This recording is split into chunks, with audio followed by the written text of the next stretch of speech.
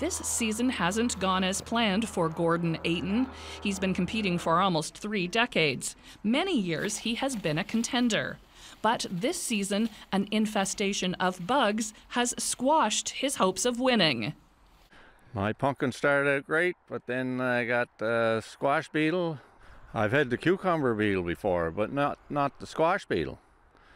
That's something new, totally new for me. Ayton did his best to battle the beetles, but in the end, he was left with a much smaller pumpkin than he had hoped for. I'm left with the best looking pumpkin category. Here at Laughing Lavender Farm, Nicole Rogers is trying her hand at growing giant pumpkins for the first time, with seeds given to her by Gordon Ayton. The pumpkin is named for him, Gourdon, that is. Rogers has also had challenges this season from dogs.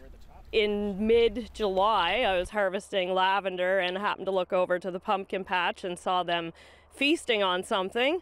And when I went over, I found they had pulled about 4 feet off the main vine and were having a great snack. Rogers is nervous about finally snipping the giant pumpkin off the vine, but ready for the weigh-off.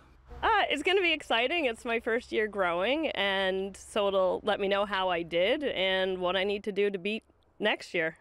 So you're definitely going to be back? Yes. If you asked me at different times in the summer, I would have said, oh my God, I don't think I'm going to do this again. But yeah, I'm hooked.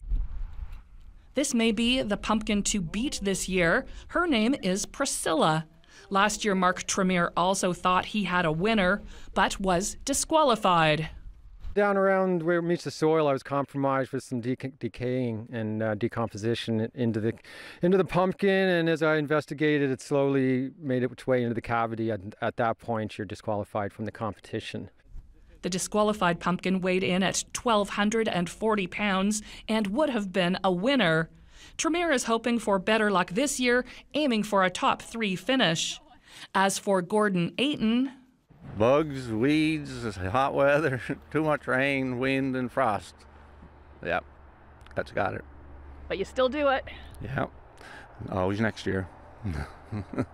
Next year and a bit of luck, I'll have the champion next year. Nancy Russell, CBC News, Springvale. Okay.